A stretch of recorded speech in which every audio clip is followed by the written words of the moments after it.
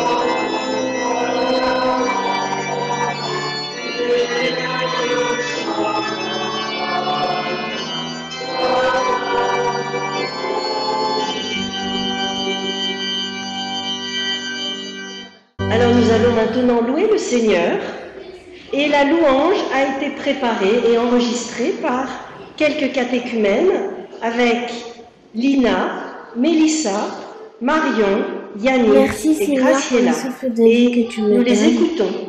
à ma famille et aux membres de l'Église. Je te bénis, je te rends grâce, car tu es bon et merveilleux, au nom de Jésus-Christ. Seigneur, merci. Merci pour l'année que l'on vient de passer avec ceux que l'on aime. Merci de nous avoir permis de continuer à apprendre malgré les conditions difficiles. Merci de nous avoir permis de retrouver nos amis. Et merci de nous avoir permis de garder contact avec notre famille. Merci Seigneur pour tous tes bienfaits dans nos vies. Bénis ma famille et protège-nous contre toute maladie. Merci pour la santé. Et merci pour chaque jour que tu nous permets de vivre auprès de notre famille. Merci pour tout ce que tu fais pour nous. Merci pour la nourriture que tu nous donnes tous les jours. Merci pour ton amour. Et nous verrons dans la scène des enfants que c'est un arbre qui parle de la généalogie de Jésus. Le chant qui va suivre, donc, c'est sur le tronc d'Isaïe. Et Isaïe, en fait, c'est Jessé.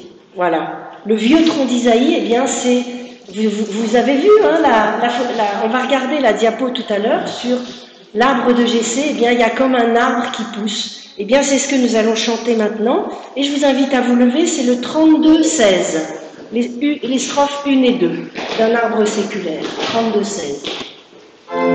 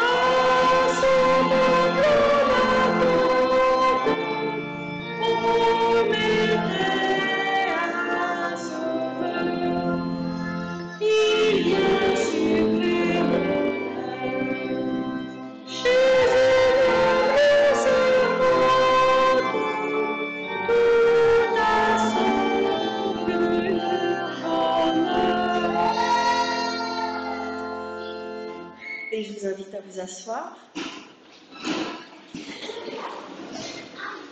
Alors, c'est les enregistrements des enfants qu'on est venu faire. Voilà, vous voyez cette image avec toutes ces couleurs. Donc, on va entrer dans l'histoire de l'arbre de Jessé. Vous voyez le vieil homme et l'arbre qui pousse au-dessus. Et vous verrez ce qu'il y a tout en haut de l'arbre. Elsa et Cassandre vont vous l'expliquer, donc je vous invite à suivre cette histoire. Il y aura 7 scènes et on terminera avec la nativité. Oh, quel grand tableau! Il est haut et plein de couleurs. Il y a un vieil homme devant. Il y a un arbre derrière lui. Il y a des personnages dans l'arbre. C'est bizarre. Oui, certains ont des couronnes sur la tête. Ça doit être des rois. Il y en a un qui fait de la musique, comme une harpe. C'est peut-être David. Ils regardent tous dans la même direction. Oui, regarde. On dirait l'enfant Jésus et Marie. Oh, alors c'est un tableau qui parle de Noël. J'ai un papa qui s'appelle Bruno. J'ai une maman qui s'appelle Sandy. J'ai un grand-père qui s'appelle Philippe. J'ai une grand-mère qui s'appelle Colette. J'ai un autre papy qui s'appelle Albert. J'ai une autre mamie qui s'appelle Daniel. Et eux aussi avaient des parents. Ce sont mes ancêtres. Jésus aussi a des ancêtres, des personnes qui l'ont précédé. Cela s'appelle une généalogie. Ah bon, c'était qui le papy de Jésus? On peut le savoir dans l'évangile de Matthieu. Voici la liste des ancêtres de Jésus-Christ, descendant de David, lui-même descendant d'Abraham. Abraham eut un fils, Isaac. Isaac eut un fils, Jacob. Jacob eut des fils, Judas et ses frères. Judas eut des fils de Tamar. Un peu plus loin, on peut lire Salman eut un fils de Rahab, Boz. Boz eut un fils de Ruth, Obed. Obed eut un fils, Jessé. Jessé eut un fils, le roi David. David eut un fils de la femme d'Uri, Salomon. Salomon eut un fils, Roboam. Et à la fin, on peut lire Nathan eut un fils, Jacob. Jacob eut un fils, Joseph. Joseph, l'époux de Marie. C'est d'elle qu'est né Jésus, celui qu'on appelle le Christ. Vous avez vu, il y en a du monde dans les ancêtres de Jésus.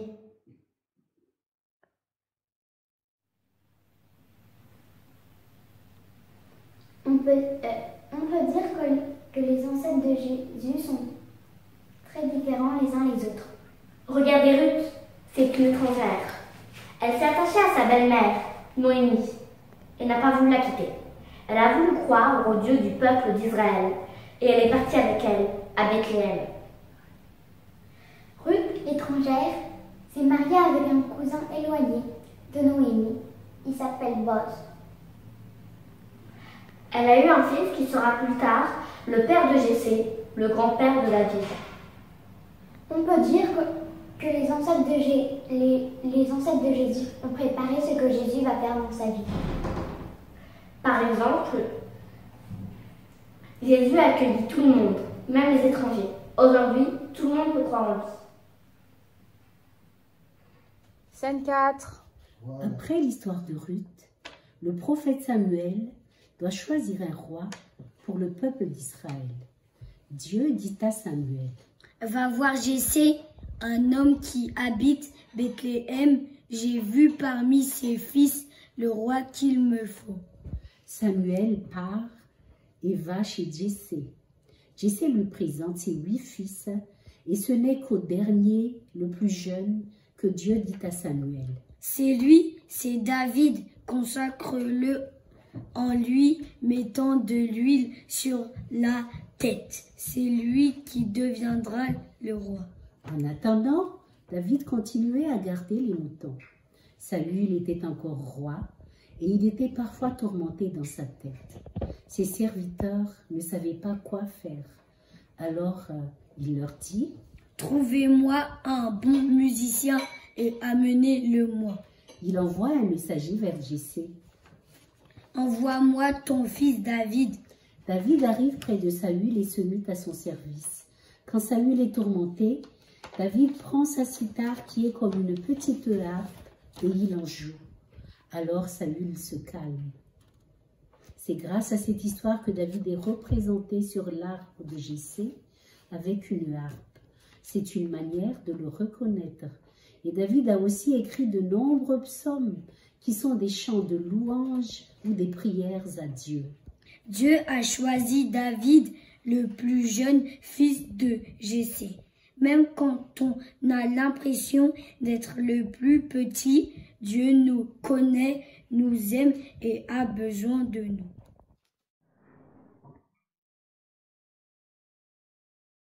David a été un bon roi. Il a protégé le peuple d'Israël de ses ennemis.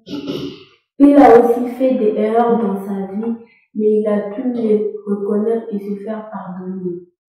David a eu beaucoup d'enfants parmi tous ses fils, et Salomon qui va le succéder. Dieu demande à Salomon ce qu'il désire. Il répond: J'aimerais être sage pour être capable de gouverner ce peuple. Comme Salomon reste modeste, Dieu lui donne en plus la sagesse, la richesse et la gloire. La sagesse de Salomon sera très comme partout. Salomon va bâtir un très grand temple à Jérusalem ou faire adorer Dieu. Mais à la fin de sa vie, il deviendra infidèle à Dieu. Personne n'est parfait sur cette terre, pas un seul être humain. Un seul a été parfait aux yeux de Dieu, c'est Jésus, car il a toujours été proche de Dieu. Sa sagesse est bien plus grande que celle de Salomon. Même si nous avons des réussites dans notre vie, n'oublions pas de rester fidèles à notre Dieu. Et puis, ils ont été envahis par les Assyriens et les Babyloniens. Ils ont été déportés de la terre de Palestine. Le temple a été détruit. Ils n'avaient plus de lieu pour adorer le Seigneur. C'était un exil très difficile à vivre. Et tout le monde était découragé. Mais le prophète a transmis une promesse de la part de Dieu. Écoutons-la dans le prophète Ésaïe chapitre 11. Un rameau sort du vieux tronc de Jésé, et une nouvelle pousse sort de ses racines.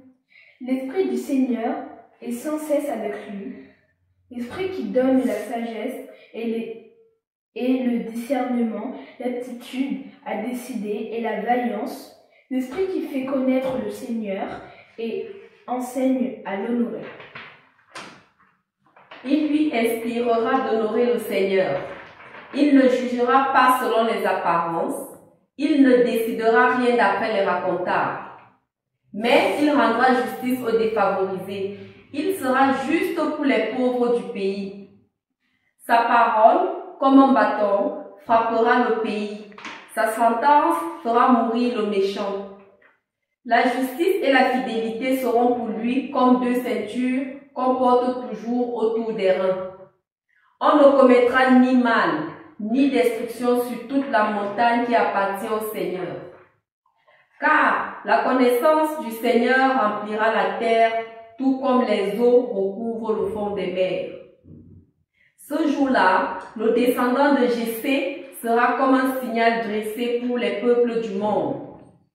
Ils viendront le consulter, et du lieu où il s'établira, rayonnera la gloire de Dieu. Jessé va avoir un descendant qui apportera la paix, mais pas n'importe quelle paix, la paix du cœur.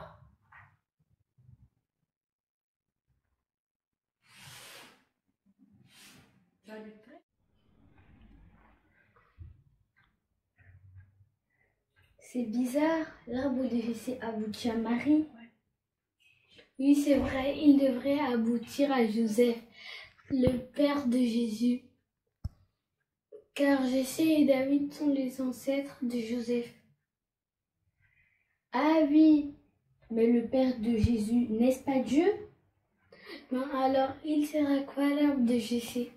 Peut-être à nous dire que nous appartenons à la famille de Dieu. Notre famille humaine est importante pour nous faire grandir, mais la famille de Dieu nous apporte une belle espérance. Quand nous sommes dans la famille de Dieu, même si nous sommes petits, étrangers, fautifs, Dieu nous donne de l'importance, il nous aime tous. Jésus nous montre le chemin. Il était petit comme n'importe quel bébé, et sa famille, c'est ceux qui veulent bien l'aimer, ceux qui l'acceptent dans leur cœur. Alors, ça y est, c'est Noël! Oui, c'est Jésus qui vit au monde dans une famille humaine pour que nous sachions que nous pouvons faire partie de sa famille, la famille de Dieu.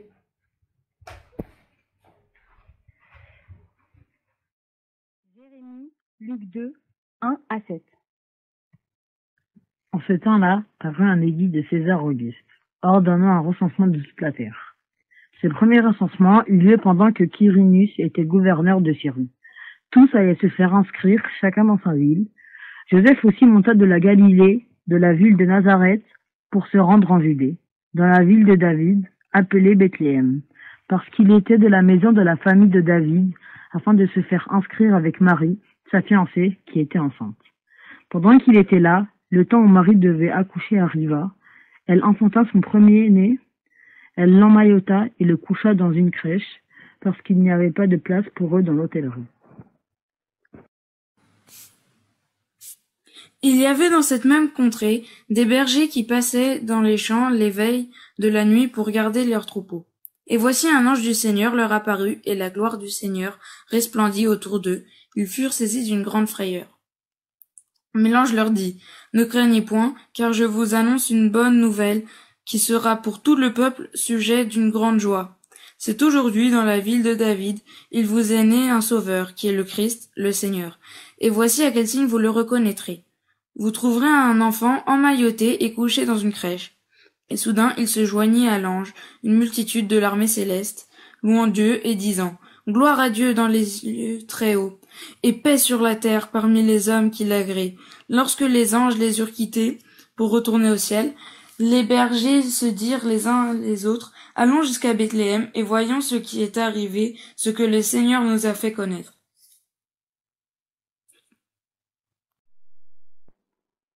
Ensuite, les anges quittent les bergers et retournent au ciel.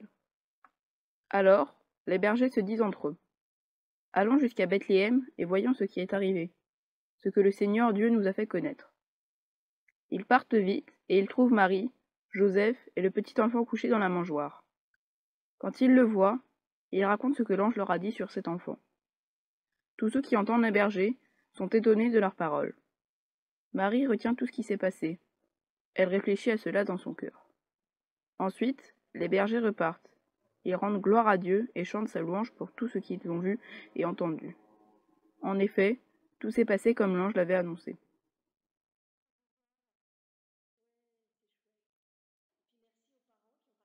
Aussi, parce qu'il a fallu vous mettre à contribution, donc c'était une bonne expérience. Alors nous allons chanter, bien sûr, « Il est né le divin enfant », et j'invite les enfants de l'école biblique à venir devant, on va le chanter ensemble, 32, 29, strophes 1 et 2, 32, 29, strophes 1 et 2.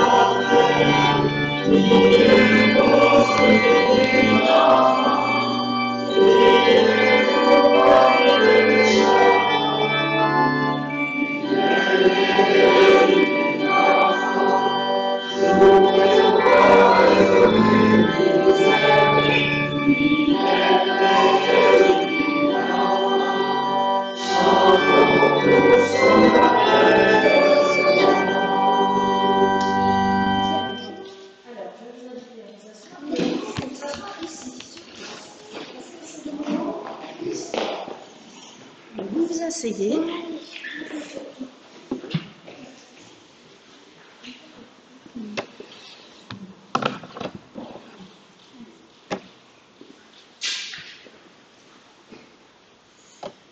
Alors, je choisis une histoire pour aujourd'hui.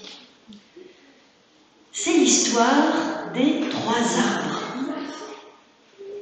Il était une fois 3 arbres qui étaient plantés en haut d'une montagne. C'était 3 petits arbres. Et tous les 3, ils se disaient, mais qu'est-ce qu'on voudrait bien devenir plus tard? Il y a Marie-Ange et Marie-Céleste. Il y en a une qui va venir là, je pense. Marie-Ange, Marie-Ange, viens vers moi. Viens vers moi. Non, non, c'est toi, Marie-Ange. C'est Marie-Céleste. Quand il y a des jumelles, c'est quelque chose. Hein. Viens vers moi. Il y en a une des deux, c'est égal. Voilà, viens vers moi. Voilà. Tiens, tu te pousses un petit peu aussi, elle va s'asseoir là.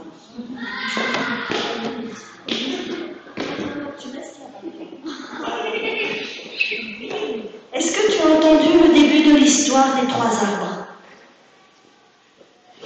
Tu as entendu?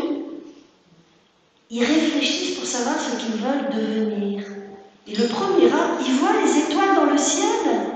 Et il se dit, mais ça scintille, j'aimerais être un coffre à jouer pour... pardon, je suis un peu troublée par Lucas. Ouais, je suis un peu troublée par Lucas. Si vous pouviez peut-être... Lucas, tu bouges trop pendant le monde. Tu vois, tu vas aller avec papa. Voilà. Et tu vas aller avec papa parce que là, je ne vais pas y arriver. Tiens, il y a papa qui vient. Voilà. C'est le problème c'est compliqué pour les tout petits, mais c'est vrai que jouer dans les bougies et dans les lumières, c'est compliqué. Alors, le premier arbre, donc, il aimerait être un coffre à trésors pour abriter plein de pierres précieuses qui brillent, qui brillent, qui brillent. Le deuxième arbre, lui, eh bien, il voit les rivières qui descendent de la montagne et il se dit, j'aimerais bien être un voilier, un grand bateau pour emmener les grands rois sur toutes les mers du monde. Et puis le troisième arbre, il voit les villages et puis il se dit, j'aimerais pousser encore très haut et comme ça, quand les gens me voient, eh ben, ils pourraient penser à Dieu. Voilà le rêve des 3 arbres. Alors, du temps passe, il pleut, il fait du soleil, les arbres poussent, ils poussent, ils poussent, ils poussent, et ils deviennent grands. Les 3, c'est des arbres adultes. Et puis un jour, arrive un bûcheron. Il regarde devant le premier arbre et il dit, ça, c'est celui qu'il me faut. Alors, il coupe le premier arbre. Et le premier arbre se dit, chouette, je vais devenir un coffre pour les pierres précieuses, pour un trésor. Et puis un autre bûcheron arrive sur le deuxième arbre, vers le deuxième arbre, et il voit le deuxième arbre, il dit, bah oui, c'est un grand arbre, et il le coupe. Et le deuxième arbre se dit, chouette, je vais devenir un grand voilier. Et le troisième arbre, ben, son rêve, c'était pas d'être coupé, donc quand il voit le bûcheron arriver, il n'est pas très très content. Il n'est pas très heureux. Et le bûcheron le regarde, dit, oui, pour ce que je dois en faire, c'est un bel arbre. Il le coupe, et il l'emmène chez lui. Le premier arbre, il arrive dans l'atelier du charpentier qui fait plein d'objets en bois. Mais les gens, ils n'ont pas besoin d'un coffre à trésor parce qu'ils n'ont pas beaucoup d'argent. Et donc, ils fabriquent avec cet arbre une mangeoire pour les animaux. Donc la mangeoire, elle est dans l'étable. On met du foin, de la paille pour que les animaux puissent manger. Alors l'arbre, il est quand même un peu déçu, le premier arbre. Le deuxième arbre, il voit qu'on l'emmène vers le chantier naval, alors il se réjouit, mais ce n'est pas du tout un grand voilier qui va devenir. Il va devenir une barque pour aller à la pêche, parce que les gens, ils ont besoin de manger, et donc ils vont à la pêche. Alors, voilà, il y a des pêcheurs qui viennent sur le bateau, et puis qui ramènent du poisson, et ça ne sent pas toujours très très bon. Et le troisième arbre, eh bien, le bûcheron en fait des poutres et puis il les laisse dans un coin de sa cour. Les 3 arbres ont pratiquement oublié quels étaient leurs rêves. Et puis un jour, eh bien, le premier arbre, il voit dans l'étable une lumière, la lumière d'une étoile tout là-haut, qui tombe sur lui, sur la mangeoire, et il voit une jeune femme qui pose un nouveau-né dans la mangeoire. Et il entend le mari dire, bah, j'aurais bien aimé fabriquer un berceau pour l'enfant. Mais la jeune femme, elle dit, mais tu sais, regarde comme elle est belle cette mangeoire. Et alors là, le premier arbre, il a su qu'il portait le trésor le plus précieux du monde. Le deuxième arbre, ben voilà, il voguait sur le lac et un jour, il y a un voyageur qui arrive avec ses amis. Ils étaient fatigués, donc ils montent dans la barque pour se reposer. Et puis tout d'un coup, qu'est-ce qui se passe? Il y a une grande tempête. Alors il y a des vagues qui sont très très hautes, il y a du vent qui souffle. Et le deuxième arbre, le bateau, il se dit, bah, je vais rien pouvoir faire, les pauvres gens dans ma barque, je suis pas assez fort, ils vont tous mourir. Et alors, à ce moment-là, le voyageur, il se met debout dans la barque. Il regarde la mer, le ciel, et il dit « Silence, paix !» Et tout à coup, la mer et le vent s'arrêtent. Alors là, le deuxième arbre, il sait qu'il porte le roi des cieux et de la terre. Et le troisième arbre, un jour, il a vu avec surprise des gens venir le prendre et fabriquer avec les poutres quelque chose qui ressemblait à une croix.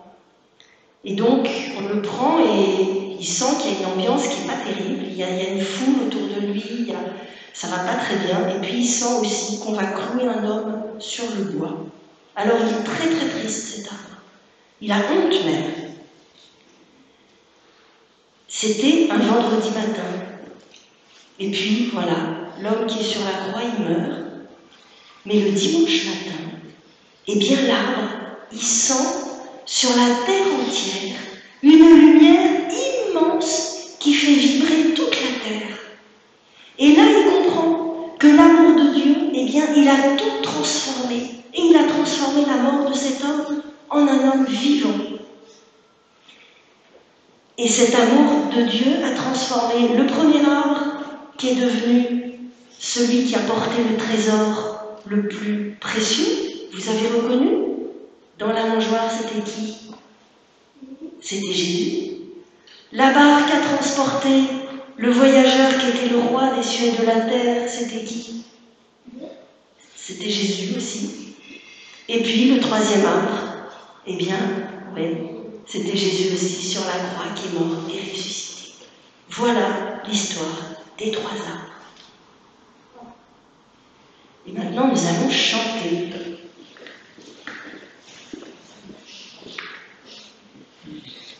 Auquel éclat sur nos matins le 32-14, les strophes 1 et 2. 32-14, 1 et 2, et les enfants peuvent rester assis là où ils sont. Et vous pouvez vous lever.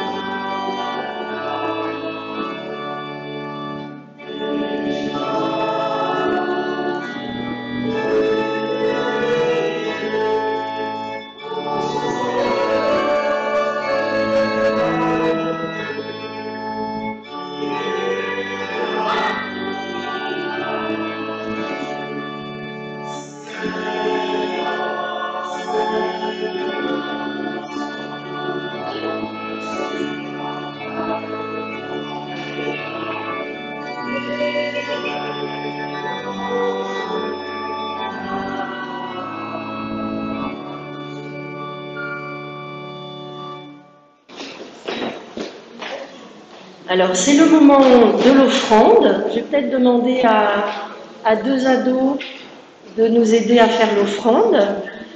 Donc, merci de vous souvenir de ce que nous recevons et de partager un peu de ce que nous avons.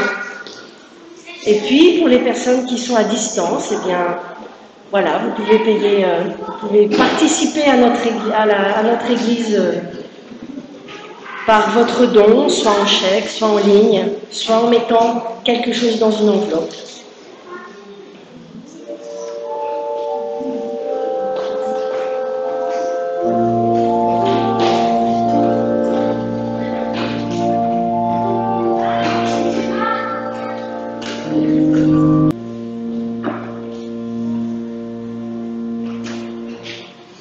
Et nous allons remettre cette offrande à Dieu. Prions.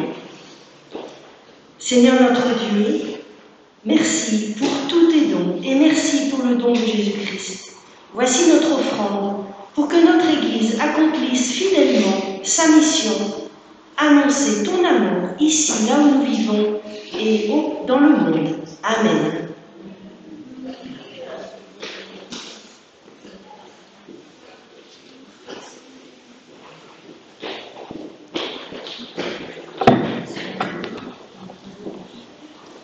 Alors c'est le moment des annonces. Merci aux enfants qui ont apporté des étoiles. Donc j'avais demandé qu'on confectionne des étoiles pour la maison de Lambrecht, où il va y avoir un mini culte de Noël jeudi. Donc on va pouvoir leur apporter des étoiles de votre part, et ça va beaucoup les toucher. Et puis on en apportera aussi aux personnes de notre paroisse qui sont isolées, qui ne voient pas beaucoup de monde, et ça leur fera un petit signe de Noël.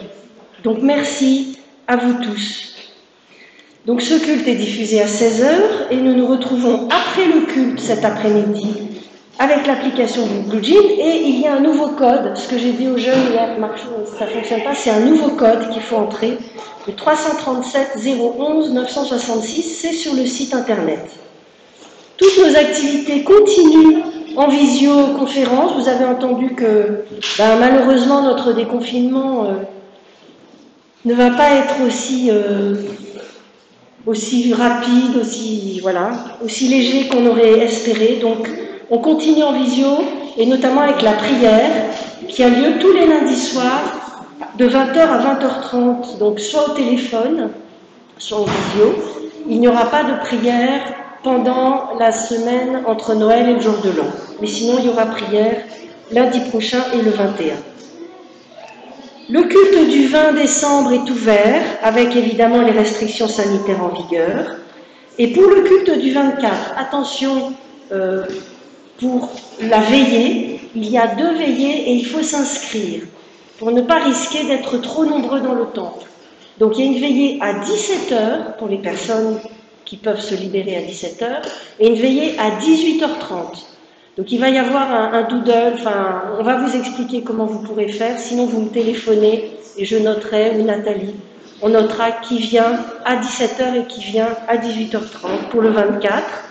Et pour le 25, eh bien, nous avons le culte à 10h45 le jour de Noël, et nous aurons 3 baptêmes et une confirmation. Voilà, il y en a 3 sur 4 qui sont là aujourd'hui.